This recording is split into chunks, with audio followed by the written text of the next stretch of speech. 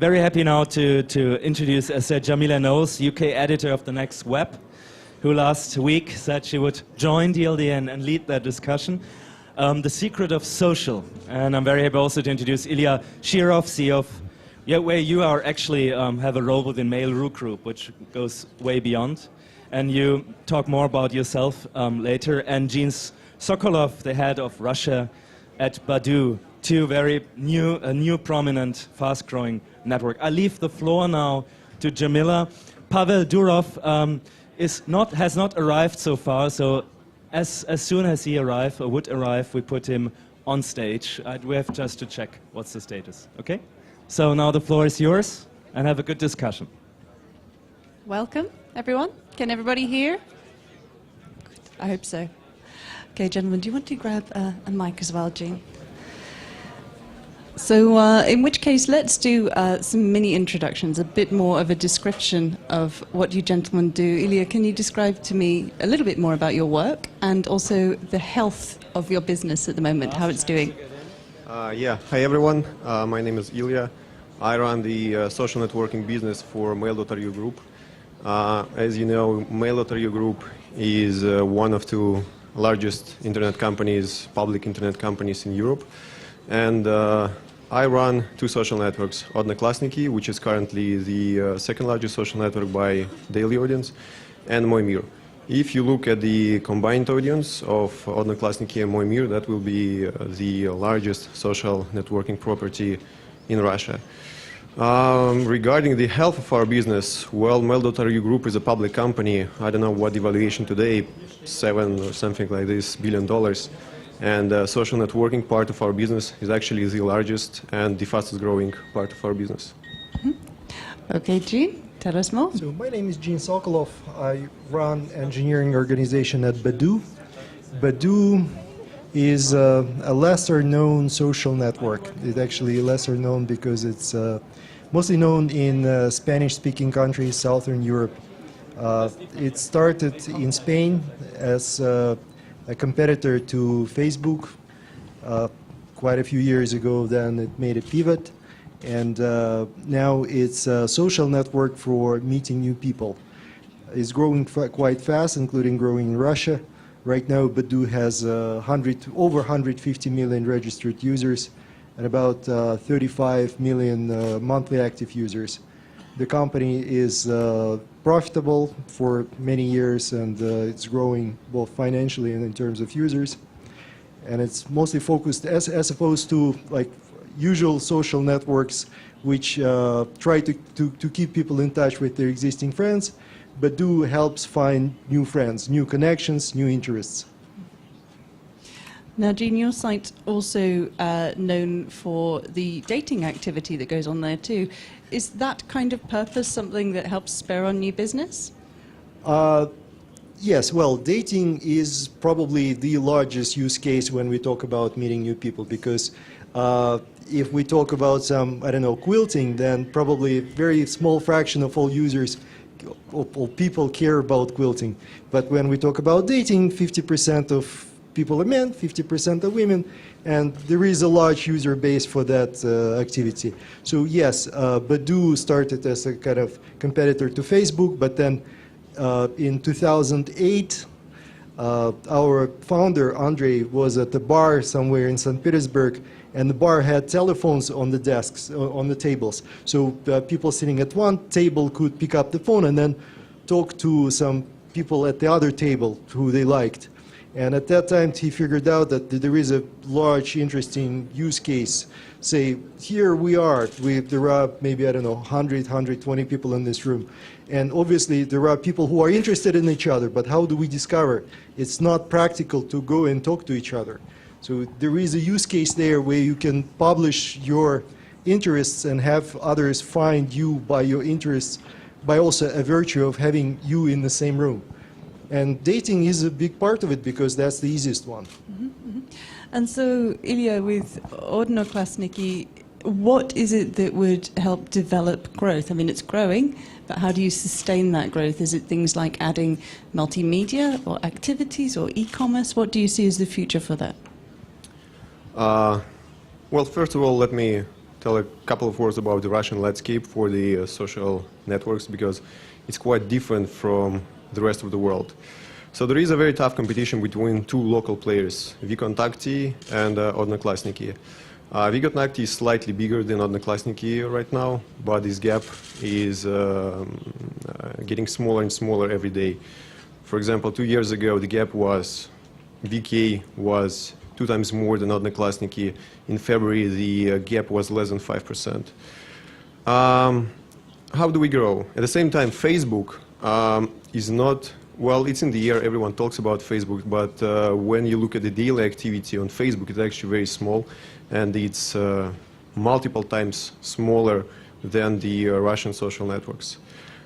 In terms of growth, so, well, first of all, there are 300 million Russian-speaking people online, not online, sorry, in total.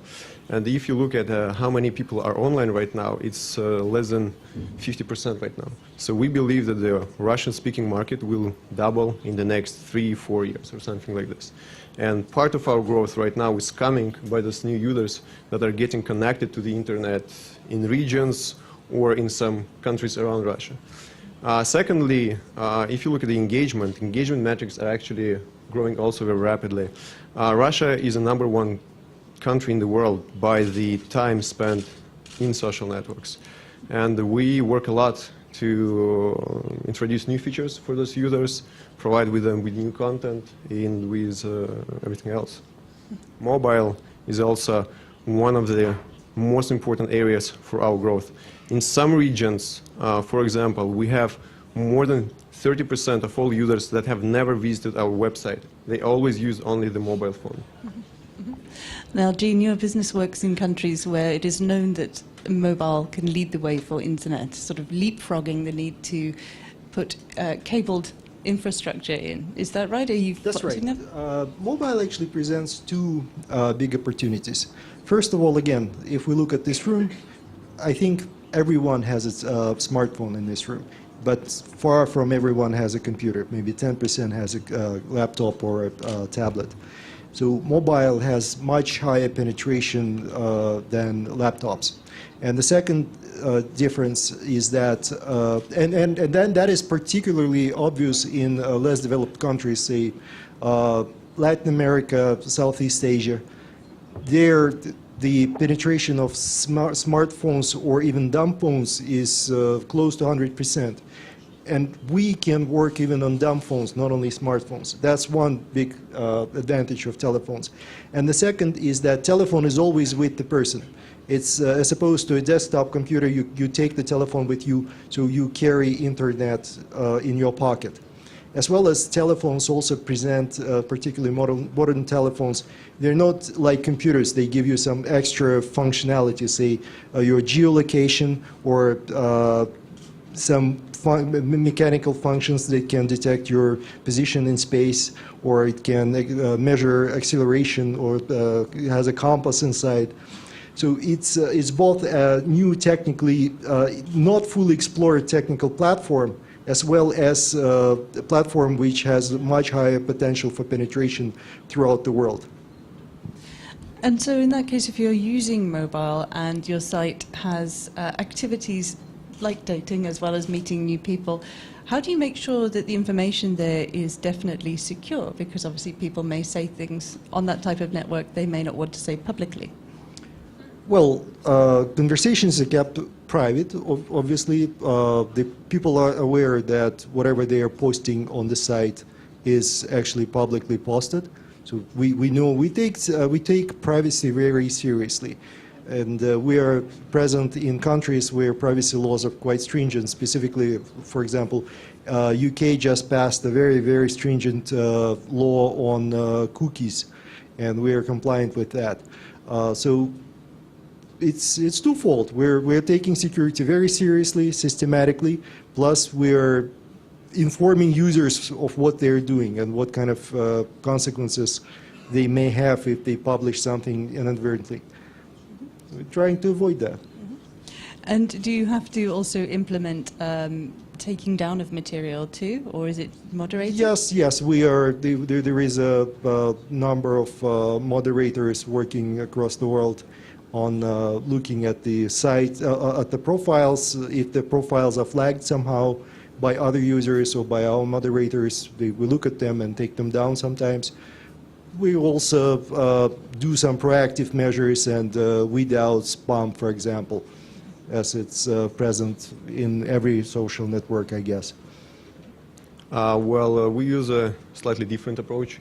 We actually ask our users to moderate the content, and every photo and every video that is getting publicly on a social network is coming through the social moderation. We have hundreds of thousands, users that are doing this moderation every day, so they get some points, and then they can exchange those points on the online auction for some special features on the website. Which brings me rather nicely to the idea of the possibility of using e-commerce within social media. Now, I don't think it's been cracked elsewhere, and we were discussing this a bit earlier, that it's very difficult. Ilya, is it possible? Well, we'll see. We've been trying to do e-commerce on a social network for several years already. So we did a partnership with Groupon. I believe we were the first social network in the world to create such a white label partnership. We created a partnership with KupiVIP, which is a Russian analog of Guild, and you may have heard Oscar, who is the CEO of KupiVIP, a couple of hours before. We see that there is some interest to those type of things, but it still hasn't become something huge. So we'll be experimenting more with those type of things. We'll see whether people will be accustomed to buy things on a social network or not. But I personally can say that maybe what is more familiar to you, if I were in the US, I would probably buy stuff on Amazon just because I trust this brand. I know that if I pay thousands of dollars or hundreds of dollars, the stuff will be delivered. And I'm not sure that I will be pay in some unknown application inside Facebook. So we'll see. We definitely see the trend that the online commerce is getting more and more into the social network. We see that it's already making us some profits, but it's still far from being something huge. And Jean, so how do you see the development of social media with possible e-commerce? Well, e-commerce is a very broad field. So if we could talk about, say, electronic goods that can be delivered through the social network, then I certainly see a possibility there. I think it's an opportunity which hasn't been properly explored. And it's too bad we don't have the Vkontakte here. It might be something that they are probably trying to figure out. If we are talking about the physical goods, then it's of course a much harder problem to crack because of ties to physical world. Essentially, delivery is everything, but that is probably a matter of separate discussion. Badoo is interestingly very well positioned because Badoo built its own payment plumbing. We can accept payments across the world, micropayments in very obscure countries in very obscure ways. We can accept SMS payments in Peru. So we are one of the social networks which is monetized not by advertising, but by actually receiving payments from users. So I believe it's a possibility, but we at Badoo not yet working on it. Do you think that system is more apt in countries that use mobile for payments more so than the West? I mean, we have maybe an issue with trust, some of us in the UK and the US so far, in mobile payments, but it seems to work well in some emerging markets. Well, I think it's a really, I can talk very long time about e-commerce because I worked in e-commerce in my previous experience, previous employer. It's not just familiarity of payment methods, it's also competition. The US has Amazon. It's extremely difficult to compete with Amazon. They are probably the 400-pound gorilla it's extremely difficult to compete with them. Even Google tried and kind of wasn't that successful. As for smaller countries, say in Russia people very like to talk to someone on the other side of the telephone when they're making order. And they also like to pass cash hand to hand because it's just the custom. So it's not only Russia, but it's China, I understand, is very similar in this respect to Russia. So it's not just about payment methods, it's also about the culture. Yes, so regarding us, we can accept payments in 69 countries. And we see that people pay on a mobile phone for the virtual economy at the same rate as they do it on a web. So we can accept on the mobile phone, well, obviously you can pay with an SMS, but we also have a mobile commerce, you can pay with a credit card, with everything. And we don't see any large deviations in terms of the payment behavior on a mobile than on the web. And so with many businesses and other sectors looking at becoming social, it seems that everything is becoming social. I wouldn't be surprised if my cupcakes talk back to me these days. Is there a need for social to add other things in, or is it the original standard? If you see what I mean, the kind of reverse of that situation. If my bank needs to be more social, does my social network need more money? Or, you know, if my local store needs to be more social, do I need my local store in my social network? In my opinion, social is kind of like plumbing. It provides scaffolding. It provides. It discovers. So, like again, an analogy. Google said, "Hey, let's go and digitize all the world information and make it accessible to people." Social is about let's find the interactions, the connections between people, and expose those connections to the world in a way that it can be easily consumed. Now, the services are exploring this scaffolding. It doesn't mean that social would probably, it will probably grow some meat too, but it will be probably less pronounced process than the reverse, because social is the backbone. Yeah, we've seen how social completely changed the way people communicate with each other. Then it completely changed the way people share photos. Then games just appeared from nowhere. Nobody expected that games will be played on a social network and that the user experience within the social network in games will be completely different from what you expected from the online gaming industry. Right now we see that this trend continues, and the music and video also becoming social very slowly, but we see those trends. We believe that this is actually just the start of a much bigger wave. E-commerce, at some point of time, it will be social. The problem is that all the e-commerce websites, they're trying just to copy their website and put their store in a social network. There should be something different. There should be some social elements to it. You can even look at the advertising. Right now, we can place advertising only within the social network. You cannot, as an advertiser, you cannot target your advertising based on the profile information outside of a social network, like, for example, Google AdSense that places their network outside of the Google properties. So there will be much, much more in social, more industries that are understanding how to use the social infrastructure to change the way they do business. Now, back in the UK, I don't have many options. This is something else we were talking about earlier too, is that I can go on Facebook or I can go home. You know, that's it. Well, you could go to Badoo. I could go Badoo.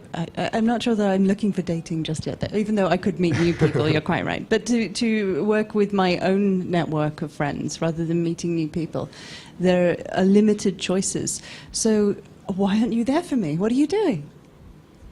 Well, so the world would be definitely a better place if we had more choice in the social networking business also. If you look in Russia, then we're actually been experimenting a lot. So I manage both social networks, Odnoklassniki and Moimir. So we were looking, okay, why don't we, our first idea was, so why don't we create one super social network that would include Moimir users and Odnoklassniki users? That would be a great idea. And so we started many experiments. First, we told to our users, okay, now whenever you share something, it immediately goes to 2 social networks. Of course, you can check out the box, the checkbox, and it will go only to 1 social network. So our users told us, oh, well, that's a cool idea, because right now I have to click only 1 button. I don't have to go and click like 3 buttons if I want to share to my different social circles. Then we created the toolbar. So in one social network, we notified you when somebody changes in your other social network. They also told us, okay, that's cool, because right now I have more information. Whenever I have a new friend request or a new message in another social network, I can switch. Then we decided to go further. So we decided, okay, why don't we work with gaming companies and create the one infrastructure so that they have just one window and their games appear on both social networks. That was also fine. But then we unexpectedly got, so we told our users, okay, right now, if you post a status or a photo, it immediately goes to your other social network. So you can link your profile, and it will go to the other social networks. And that's where we get a major pushback, because the users told us, oh, no, that's not work. Because on one social network, in Odnoklassniki, for example, I have my family, I have my close friends, I have my relatives. I'm ready to upload my photos from my vacation with family. But on Moimir, I have my colleagues, I have some random people that joined me here, and I don't want to share this information with them, and vice versa. Moimir is often used by colleagues who post some fun stuff, some black humor, or something else. And people don't want this information to be shared on Odnoklassniki. So what we saw is actually that, in Russia at least, people use different social networks for different social circles. So in one social network, they have one set of friends. In the other social network, they have the other set of friends.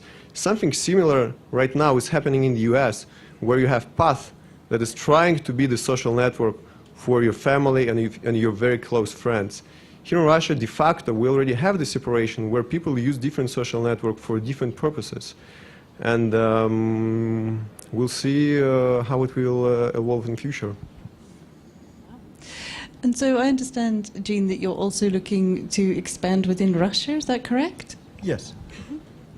How? Well, first of all, Badoo is looking to expand into English-speaking world. And there was a very large marketing campaign in New York in the past 2 months. So what Badoo did is that Badoo offered professional photo sessions for about 1,000 ordinary New Yorkers. So people showed up. That was called Badoo Project. And pictures were taken of these people, and then they were posted on a special site where friends and family and everyone who wanted voted for these characters. And then 24 people were chosen, and then they were used to produce billboards. And New York was covered with billboards saying, hey, these are normal New Yorkers just like you. You can go to Badoo and meet them there. And it was a pretty successful campaign. As for Russia, yes, we are making a very strong push, and there is someone in this room who is helping us with that. I won't point him by finger. Anyway, and we're growing really fast, but we're kind of doing stealth marketing in Russia. So we're growing at the rate of between 10 and 20,000 people daily. And so certainly the campaign in New York sounded successful. Will that work in other parts of Europe as well? Yes, that's what we want to test, and then so far it looks that it's successful. So we want to replicate it. Most likely, we are going to after major metro areas in United States, and then likely targets are going to be UK and Germany. Lucky me, I live in the UK. Great. And so to summarize, because we're going to get a bit short on time. Social networks tend to evolve, as you'll realize if you're on a social network and it moves the furniture around, and the users will tell you whether they're happy or not. But how can you see in 5 years' time things might be different to the way they are today? Well, look, 7 years ago, we didn't have social networks at all. So it's really hard to predict what will be in the next 5 years. Quite frankly, when social networks appear, it was time of blogs, if you remember. And everyone was thinking, okay, well, that's the end of the story. Blogs will be everywhere. And then social networks came from nothing. So it's really hard to predict in the internet space what will be either the next big thing or what will happen to current large businesses. Local, instant, and connection to physical world. There we are. That was succinct. So, well, thank you very much, gentlemen. Yeah, we're done. Okay. I was going to say, do we have any questions? Yeah, we have one.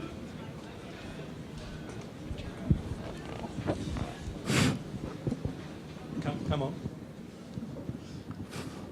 So, tell who you are and your question. My name is Vladimir Talala. I may speak Russian. No. It seems to me that it's a great delusion to consider socialism as people, because it handicaps development. I think that it would be by far more productive to believe that a man is nothing, but a role is everything, as a system of skills, and these roles, with these skills, you could add something useful, some meat, so to say. Internet will develop when you get away from senseless sociums, but will turn over to roles like a page in Wikipedia.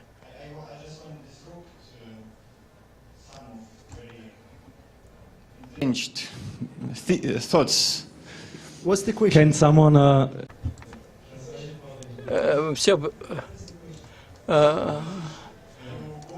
Social to roles, to go from people to roles which are quite indifferent in relation to people. Ilya just talked about it. He said that there is a separation between Moimir and Odnoklasniki, and there is a clear separation by the roles.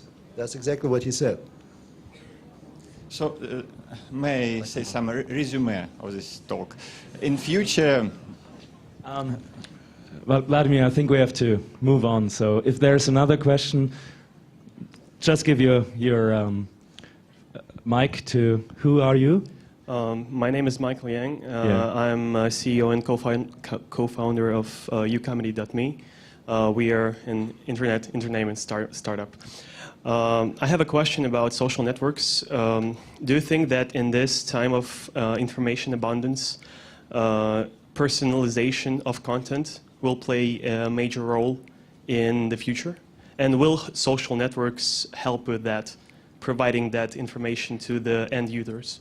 What do you mean by personalization of content?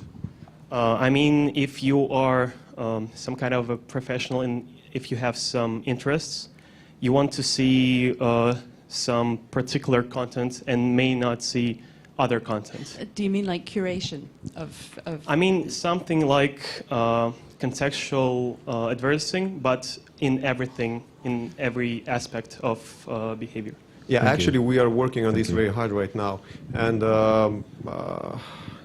I believe that this week we'll launch a new recommendation system within the Odnoklasniki and Moimir that will try to understand all the videos, what are the videos that you watched over the some time, and then we will try to recommend you new videos based on stuff that you watched before. And I believe that in this case, social networks, they have a lot of information about user behaviors, about what you see, what you listen to, what you read, and we will be able to recommend you a lot of interesting information based on what we see in the past about you. Well, whoever figures out curation is going to be very, very successful. I haven't seen a single case when curation was done right. So yes, it's very important, and somebody will figure it out, and we will know that person. So thank you. I think we have to... Jamillah, thank you for this very interesting session, both of you, for sharing your insight. Could we have some applause first for... Thank you. Thank you.